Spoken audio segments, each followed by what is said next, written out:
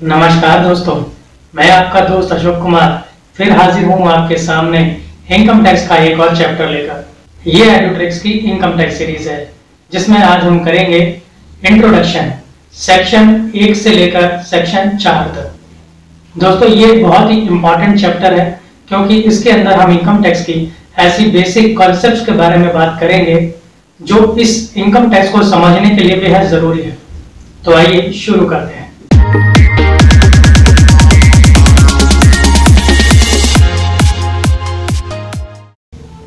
Income tax की series में मैं आपको इस वीडियो में आज बताने वाला हूं सेक्शन 1 से लेकर सेक्शन 4 तक के बेसिक कॉन्सेप्ट्स, और उसके बाद मैं आपको बताऊंगा इससे रिलेटेड जो भी 5 से लेकर 8 नंबर तक के इंपॉर्टेंट थ्योरेटिकल क्वेश्चन आते हैं। तो इन्हें जानना आपके लिए बेहद जरूरी है। आइए शुरू करते हैं।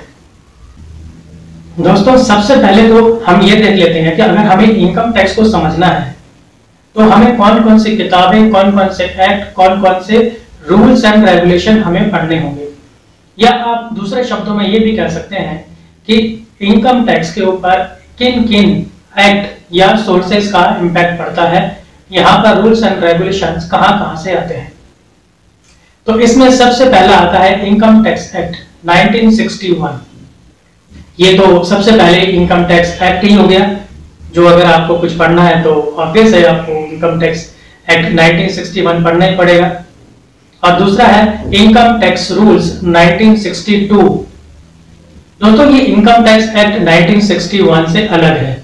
यहाँ पर कुछ रूल्स हैं जो आपको 1961 एक्ट में नहीं मिलेंगे, जैसे सैलरी के पार्ट में रेंट फ्री अकोमोडेशन के अंदर आरएफए की कैलकुलेशन किस तरह से होगी, ये आपको इनकम टैक्स रूल 1962 का रूल 3 बताता है, ना कि इनकम टैक्स एक्ट 1961। और एचआरए की कैलकुलेशन कैसे होनी है ये आपको rule 2A income tax rules 1962 बताता है, ना कि इनकम टैक्स एक्ट 1961। हर साल हमारे prime minister finance law parliament में प्रेजेंट करते हैं, जो बाद में पास होकर फाइनेंस एक्ट बन जाता है। इसमें सारे के सारे रूल्स एंड रेगुलेशंस होते हैं जिनका सीधा सीधा इम्पैक्ट हमारे उस साल की इनकम के ऊपर पड़ने वाला होता है। तो आपको एनुअल फाइनेंस एक्ट पढ़ना उस साल का बेहद जरूरी है। इसके अलावा आपको नोटिफिकेशन, सर्कुलर्स, क्लैरिफिकेशन जो CBDT central board of direct taxes issue करता है टाइम टू टाइम, जब भी कोई जरूरत होती है किसी तरह के चेंज की, सर्कुलर की, इशू कुछ करना होता है, कोई क्लैरिफिकेशन की, तो वो ये टाइम टू टाइम करते रहते हैं। और इसके अलावा कोर्ट के अंदर इनकम टैक्स से रिलेटेड बहुत सारे केसेस चलते रहते हैं और जिनमें कोर्ट के अपने डिसीजंस आते रहते हैं। तो वो सारे डिसीजन भी किसी लॉ से कम नहीं है। बहुत सारे ऐसे रेफरेंसेस को कोर्ट कर ही बहुत सारे दूसरे केसेस जीते जाते हैं। तो इन कोर्ट के जो डिसीजंस हैं, ज्यूरिडिकल डिसीजंस, इन्हें पढ़ना भी बेहद जरूरी है। अब बात करते हैं सेक्शन 1 की। दोस्तों सबसे पहले अगर आप किसी व्यक्ति से मिलते हैं तो आप उसके बारे में क्या जानना चाहेंगे? जी हाँ, उसका नाम। तो सेक्शन 1 सब सेक्शन 1 ये आपको इस एक्ट का नाम बताता है, जो कि है इनकम टैक्स एक्ट 1961। इसके अलावा आप ये जानना चाहेंगे कि वो विशेष व्यक्ति रहता कहाँ है, यानी स्कोप। Section 1 sub section 2। तो इनकम टैक्स एक्ट 1961 का स्कोप पूरे इंडिया में है। ये पूरे इंडिया के अंदर एप्लीकेबल है, जम्मू एंड कश्मीर को शामिल करते हुए। Section 1 sub section 3। अगर आपकी उस पर्सन के साथ अच्छी खासी दोस्ती हो जाती है तो ऑब्वियस है आप उसके बारे में ये भी जानना चाहेंगे कि उसका हैप्पी बर्थडे कब आता है, डेट ऑफ कमेंसमेंट। तो ये 1 अप्रैल 1962 से इंप्लीमेंट हुआ है हमारे देश में, और जबकि देखा जाए तो ये इनेक्ट हुआ था 1961 में। ऑब्वियस है अगर 1961 में बनेगा तो ही 1962 1 अप्रैल से एप्लीकेबल हो पाएगा। अब बात करते हैं सेक्शन 2 की। दोस्तों किसी भी एक्ट का जो सेक्शन 2 होता है वो उस एक्ट से रिलेटेड जितनी भी इंपॉर्टेंट डेफिनेशंस होती हैं वो सब अपने साथ रखता है। तो सेक्शन 2 में आपको सिर्फ सारी की सारी डेफिनेशंस देखने को मिलती है। अब यहाँ पर बहुत सारी डेफिनेशंस हैं, तो उनमें से आपके लिए जो इम्पोर्टेंट है इस सब्जेक्ट को समझने के लिए जो इंपॉर्टेंट है वो मैं अभी यहाँ पर आपके सामने रखता हूँ। सेक्शन 2 सब सेक्शन 7 यानी कि एसएससी। दोस्तों एसएससी वो पर्सन है जिसके ऊपर टैक्स लायबिलिटी है। अभी के लिए आप सिर्फ इतना ही समझिए, इसके बारे में आगे दोबारा बात करेंगे। Section 2 sub section 9 assessment year. दोस्तों असेसमेंट का मतलब होता है कैलकुलेट करना। तो ये 1 अप्रैल से लेकर 31 मार्च तक का वो फाइनेंशियल ईयर है, वो टाइम पीरियड है जिसके अंदर हम इनकम और उसके ऊपर लगने वाले टैक्स की कैलकुलेशन करते हैं। ये भी अभी और आगे क्लियर होगा जब आप वीडियो में इसके बारे में दोबारा सुनेंगे। Section 2 sub section 24 income. दोस्तों इनकम के अंदर लगभग 22 आइटम 22 आइटम्स आती हैं। जैसे उनको मैं समराइज करके बोलूं तो profit, gains, dividend, receives, benefits बहुत तरह के आते हैं और साथ ही साथ इनके अपने कुछ प्रिंसिपल्स भी हैं जो मैंने यहाँ पर मेंशन किए हुए हैं। Section 2 sub section 31 person. Person बेहद इंपॉर्टेंट है। पर्सन की अपनी एज सच कोई डेफिनेशन नहीं है। यहाँ हम सिर्फ इतना ही कहते हैं कि पर्सन में ये 7 तरह के लोग इंक्लूड होते हैं, कंसिस्ट करते हैं।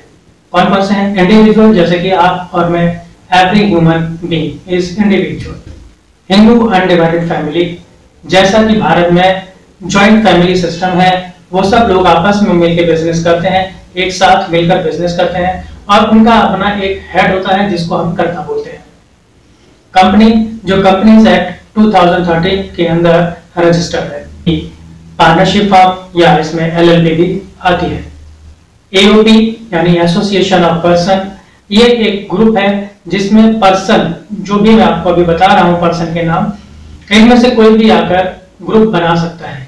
जैसे एक मिस्टर राम आ गए, एक कंपनी आ गई राम एंड कंपनी, एक पार्टनरशिप आ गई राम एंड सन्स पार्टनरशिप। इस तरह से कोई भी एक आके कोई ये आ गया, कोई वो आ गया, कोई वो आ गया, ये लोग आपस में मिलकर ग्रुप बना लेते हैं, वो बन जाता है आपका एसोसिएशन ऑफ पर्सन। इसी के साथ इसका दूसरा भाई है बीओआई, बॉडी ऑफ इंडिविजुअल। ये भी ग्रुप है एओपी की तरह, लेकिन डिफरेंस ये है कि यहाँ पर सिर्फ और सिर्फ इंडिविजुअल ही आ सकते हैं। यानी मिस्टर राम आ गए, मिस्टर श्याम आ गए, मिसेज राम आ गई, मिसेज श्याम आ गई, only individual can come here. Local authority, आपके police station, bank, municipality, development authority, post office, ये सब लोकल अथॉरिटीज है। आर्टिफिशियल ज्यूरिडिकल पर्सन, जैसे गॉड, डाइटीज, दिल्ली यूनिवर्सिटी, तो ये सब एग्जाम्पल है आपके पर्सन के। अब बात करते हैं प्रीवियस ईयर की। प्रीवियस ईयर भी एक फाइनेंशियल ईयर है जो 1 अप्रैल से लेकर 31 मार्च तक का होता है। इस पीरियड में हम इनकम अर्न करते हैं, इस पीरियड में हम इनकम कमाते हैं और उसके बाद अगले साल यानी कि असेसमेंट ईयर के अंदर इस कमाई हुई इनकम के ऊपर हम टैक्स पे करते हैं। इसके बारे में हम फिर बात करेंगे जब मैं आपके क्वेश्चंस का आंसर। तो अब जनरल रूल क्या हुआ कि हम इनकम अर्न करेंगे प्रीवियस ईयर में और उसके ऊपर टैक्स देंगे असेसमेंट ईयर में। लेकिन दोस्तों हमेशा ऐसा नहीं होता है, यहाँ पर कुछ एक्सेप्शंस हैं, 5 एक्सेप्शंस हैं, 5 अपवाद हैं। इन 5 केसेस में हम असेसमेंट ईयर आने का इंतजार नहीं करेंगे, प्रीवियस ईयर में ही तभी के तभी टैक्स चार्ज कर लिया जाएगा। देखते हैं क्या है। Section 172 shipping business of non resident. अगर कोई नॉन रेजिडेंट है और वो शिपिंग का बिजनेस करता है, शिप पर माल लाता है, ले जाता है, तो दोस्तों अगले साल का इंतजार नहीं किया जाएगा। वो जितना भी भाड़ा उसका भरेगा उसका 7.5% हम इनकम मान लेंगे और उसके ऊपर जो भी टैक्स रेट्स एप्लीकेबल होंगे उसके अकॉर्डिंग टैक्स चार्ज कर लिया जाएगा। Section 174 person living India. अगर कोई व्यक्ति हमेशा के लिए भारत छोड़कर जा रहा है तो दोस्तों वह पागल तो है नहीं जो अगले साल टैक्स पे करने के लिए वापस आएगा। तो बेहतर है कि उससे अभी के अभी आप टैक्स चार्ज कर लें। सेक्शन 174A, देखिए 174 और उसके बाद 174A, मैं यहाँ फिर से याद दिला दूं, इस तरह से सेक्शन के साथ में जब हम कैपिटल लेटर यूज करते हैं ABCD तो समझ जाइए कि ये इंसर्टेड सेक्शन है, मतलब ये बाद में बीच में इंसर्ट किया हुआ लगाया सेक्शन है। AOP BOI form for a particular purpose, अगर एओपी या बीओआई किसी पर्टिकुलर पर्पस, किसी विशेष उद्देश्य के लिए बने हैं और वो उद्देश्य पूरा हो गया है, तो इसका मतलब ये हुआ कि अब वो एसोसिएशन भी खत्म हो गया है। तो दोस्तों फिर बेहतर है कि अगले साल आने का इंतजार ना किया जाए और उसी साल टैक्स की वसूली कर ली जाए। 175 transfer of property to avoid tax. ऐसा बहुत बार होता है, लोग अपनी टैक्स लायबिलिटी कम करने के लिए अपनी प्रॉपर्टी ट्रांसफर कर देते हैं, जो कि विदाउट एडिक्वेट कंसिडरेशन होता है। पैसा लिए बगैर ऐसे ही ताकि टैक्स लायबिलिटी कम हो जाए अपनी असेट ट्रांसफर कर देते हैं।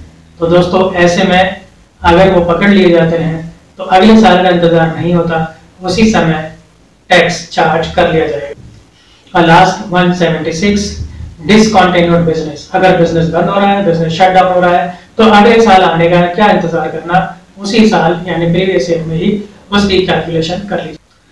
अब बारी है सेक्शन 4 की। सेक्शन 4 के अंदर बताया जाता है कि चार्ज ऑफ इनकम टैक्स क्या है, मतलब किसके ऊपर टैक्स लगने वाला है। अब तो आप समझ ही गए होंगे कि प्रीवियस ईयर में जितनी भी टोटल इनकम अर्न की है, टैक्स उसी के ऊपर लगे। हम बात करते हैं इस चैप्टर से रिलेटेड इंपॉर्टेंट क्वेश्चंस की। दोस्तों वैसे तो कुछ 2-3 और डायरेक्ट क्वेश्चन बन सकते हैं जो आप वैसे भी आंसर दे सकते हैं, जैसे कि प्रीवियस ईयर क्या होता है, इसके एक्सेप्शंस बताइए, पर्सन को डिफाइन कीजिए, असेसमेंट ईयर और प्रीवियस ईयर में क्या डिफरेंस है। ये तो डायरेक्ट क्वेश्चन हो गए, इनके बारे में क्या बात करनी, आप खुद समझदार हैं। मैं बात करता हूँ स्टेटमेंट्स की, जहां पर अगर स्टेटमेंट आ जाती है तो बच्चे कंफ्यूज हो जाते हैं कि ये स्टेटमेंट सही है या गलत है और इसको कमेंट कैसे करना है। सबसे पहली स्टेटमेंट है every assessee is person but every person is not assessee. Her assessee तो पर्सन है लेकिन हर पर्सन असेसी नहीं है। Number 2 statement every previous year was assessment year and every assessment year will be previous year. Her previous year एक बार assessment year था और हर assessment year previous year होगा। जैसे सास भी कभी बहू थी और बहू भी कभी ना कभी सास होगी। Income is not always taxed in assessment year but in previous year itself also. ऐसा जरूरी नहीं है कि हमेशा टैक्स असेसमेंट ईयर में ही चार्ज किया जाए, प्रीवियस ईयर में भी कभी कभी चार्ज किया जाता है। अब आइए देखते हैं इनके सॉल्यूशन 1 by 1। सबसे पहले every assessee is the person but every person is not an assessee. इसको एक एग्जांपल के आधार पर समझते हैं तो बहुत ही आसान हो जाएगा। मान लीजिए हमारे पास 2 व्यक्ति हैं, स्पाइडरमैन और आयरन मैन, और इन दोनों की इनकम है 2,40,000 रुपए और 6 लाख रुपए। अब दोस्तों क्योंकि ये दोनों इंडिविजुअल है तो सिर्फ इंडिविजुअल होने के नाम से ही ये दोनों के दोनों पर्सन हो जाते हैं, क्योंकि पर्सन कहता है वो 7 तरह के लोग जिसके अंदर सबसे पहले इंडिविजुअल आता है। तो जैसे ही आप इंडिविजुअल हो गए, आप पर्सन हो गए, तो इंडिविजुअल के बेस पर ये दोनों के दोनों पर्सन हुए। अब बात करते हैं टैक्स लायबिलिटी की। अब टैक्स अगर कैलकुलेट करें तो जो हमारे स्पाइडरमैन साहब हैं, इनकी कोई भी टैक्स नहीं बनेगा। क्यों? क्योंकि इनकी इनकम ही सिर्फ 2,40,000 रुपए है और 2.5 लाख रुपए तक तो टैक्स है ही नहीं, तो इनका कोई टैक्स नहीं बनेगा, इनकी कोई टैक्स लायबिलिटी नहीं बनेगी, इसलिए ये असेसी नहीं है। और दूसरी तरफ अगर टैक्स कैलकुलेट करें हम आयरन मैन साहब की, तो इनकी तो इनकम 6 लाख रुपए है, जो 2.5 लाख से बहुत ऊपर है। डिडक्शंस भी हम अप्लाई कर लें तो इनकी कुछ ना कुछ टैक्स लायबिलिटी बनेगी, तो इनकी टैक्स लायबिलिटी बनेगी, इसलिए ये असेसी हुए। तो यानी ये पूरा एग्जांपल क्या शो करता है कि पर्सन तो असेसी जरूरी नहीं है कि हो, लेकिन हर असेसी पर्सन तो होगा ही होगा। अब बात करते हैं दूसरे क्वेश्चन की। Every previous year was assessment year and every assessment year will be previous year. मान लीजिए हम एक ईयर लाइन ले लेते हैं जिसके ऊपर मैंने साल लिए हैं 2017, 18, 18, 19, 19, 20 और 20, 21। अब मान लीजिए आप 2018, 19 पर खड़े हैं। हम जहां खड़े होते हैं लाइन वहीं से शुरू होती है, यानी हम जहां खड़े होते हैं असेसमेंट ईयर वही होता है। तो हम अगर 18, 19 पर खड़े हैं तो 18, 19 हुआ हमारा असेसमेंट ईयर और इससे ठीक पिछले वाला साल 17, 18 हुआ प्रीवियस ईयर।